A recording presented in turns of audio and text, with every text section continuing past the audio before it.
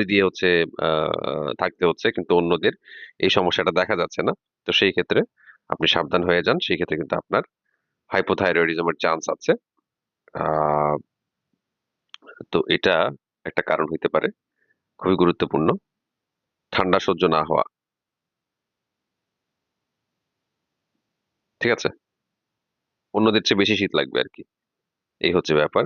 দেন আরো একটা বিষয় যেটা হচ্ছে আপনার আহ, এটাকে বলে ফ্যাটিক বা উইকনেসও বলা যায়, যে মানে অনেক মানে কাজ করলে যেমন মানুষের দেখা যায় উইক হয়ে যায় বা টায়ার্ড হয়ে যায়, হ্যাঁ, বা তো সেরকম হয়ে যায় আর কি উইকনেস।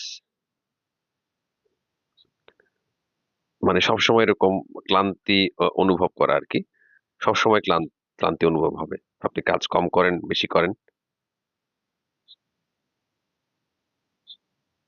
মানে অল্পতে আপনি ক্লান্ত হয়ে যাবেন, একদম শক্তি পাবেন না এমন একটা অবস্থা হয়ে যায় আর কি।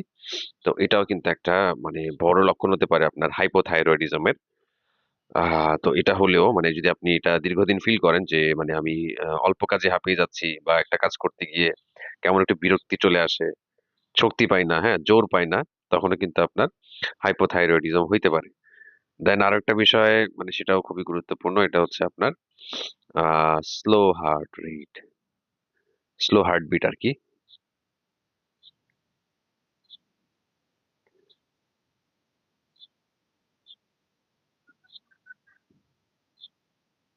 তো এখানে যদি হার্টবিটস যদি এরকম স্লো হয়ে যায়, জেনারেলি হচ্ছে 72 বার অ্যাভারেজে থাকা উচিত প্রতি মিনিটে, তো সেটা যদি আপনার 60-এর নিচে চলে আসে, ঠিক আছে, তো সেই ক্ষেত্রে ধরতে হবে যে আপনার হার্টবিট স্লো।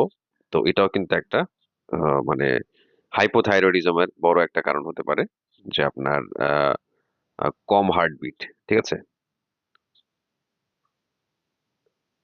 কম হার্টবিট। এটার কারণে আপনার মানে উপরের লক্ষণগুলো যদি মিলে দেন হচ্ছে আপনার হার্টবিটটা যদি কম হয়, সেই ক্ষেত্রে হাইপোথাইরয়েডিজম সন্দেহ করা যায়।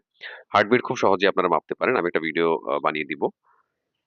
এমনি তো অনেক ভিডিও ভিডিও আছে ইউটিউবে, আপনারা চাইলে দেখে নিতে পারেন।